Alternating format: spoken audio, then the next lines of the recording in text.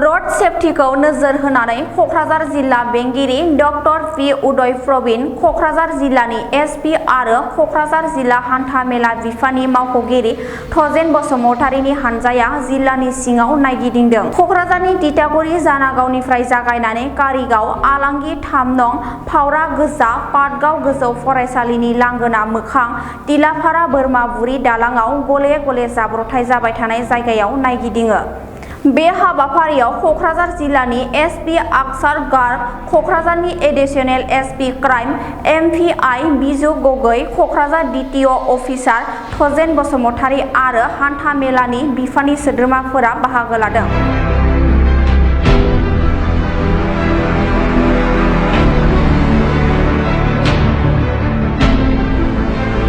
बाथ्राया खोब स्पष्ट। दा जिथु जाब्रबथाय जागासिनो दं बेखौ होबथानायानो जोंनि गिबि थांखि। दा बाथ्राया जाहैबाय मानो जों बेबादि ज' ओंखारबोनो गोनां जाखो।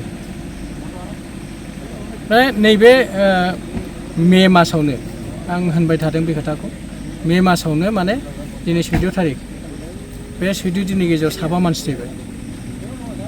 एकदम माने खम बैसोनि, जायहा माने बहुद सिमां दंमोन, सोरनाबा हाबा जागोदान, सोरबा उन्दै फिसाफोर दङ, बेफोरबायदि मानसियानो माने थैबाय आरोखि।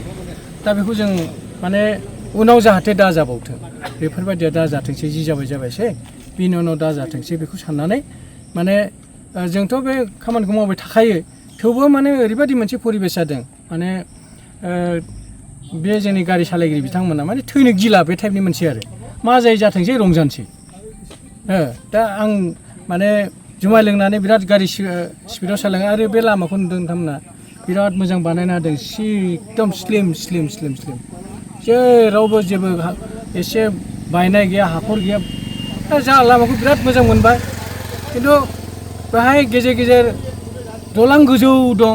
दा जेरै बेहाय दं नुबाय, दलाङा खेबसेनो बेसेबा गोजौ, ओमफ्राय बहायबा टार्निं दं, बहायबा लामा खाथियावनो गिलु बालु हाखर दं।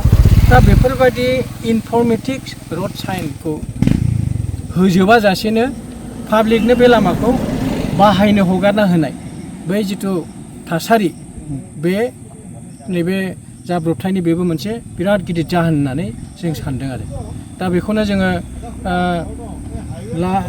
माबानि बे लामा बिफाननि जायफोर मावख'गिरि बिथांमोनखौ लानानै, जिहेतु जोंहा डिस्ट्रिक्ट रड सेफ्टि कमिटि दं, बेहायबो बे खोथाखौ बिराद मोजाङै सावरायनाय जाबाय आरो बिथांमोनखौ रिकुवेस्ट खालामनाय जादों जे अकल बे माबायावल' नङा, खालि बे लकेसनल' नङा, सारा क'क्राझार डिस्ट्रिक्टआव गोदान लामा, गोदान गोजामखौ जुदि होआखैबा बेखौबो होनांगौ, आरो गोदान जुदि खालामोब्ला बे मोनफ्रोमबो गोदान लामायाव नैबे लामा रैखाथिनि जिखिनि मेजार्स बेखौ जाहाथे बिथांमोना फुलफिल खालामो। सिगनेल पइन्ट प्लास माने साइन्टिफिक स्पिड ब्रेकार बिराद गोजौ नङा, बे मोनसे हिसाब दंखायो, स्टेन्डार्ड मोनसे साइज दंखायो, बे साइजआव स्पिड ब्रेकारखौ होजोबनांगौ होननानै मोनसे जोङो अफिसियेलि डिसिसन लाबाय। दा बेवहाय जोंहा खावलायनाया ओरैबादिसो, जोंनि गारि सालायगिरि बिथांमोनहाबो गारि सालायनाय समाव जाहाथे गावनि रैखाथिनि खोथाखौ साननानैसो गारि सालायो। माने आं होनबाय थानाय बायदियै जे गारिखौ सोर मानसिया सालायो, जाय न'नि थाखाय खामानि लानानै थाङो, बेसो सालायो, नङा दा? गतिके न'नि थाखाय खामानि मावग्रा, न'नि थाखाय खामायग्रा बे मानसिया लामा थांनानै जाब्रबथाय जानानै थैयोब्ला बै न'खरखौ सोर सालायगोन? बेखौ गारि सालायग्रायाबो गावबो गोसो सिंनिफ्राय बेखौ फिलिं मोनदांनो हानांगोन।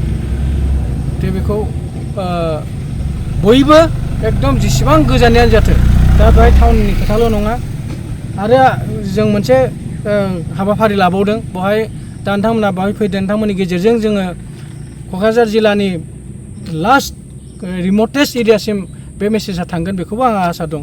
बेनि अनगायैबो जोङो माइक खानानै माबायाव बे टट' गारि गंसे लानानै, इ रिक्सा मोनसे लानानै फुरा डिस्ट्रिक्टनि सब गामियावनो जों हाबनो नागिरदों, एनाउन्स खालामनो नागिरदों।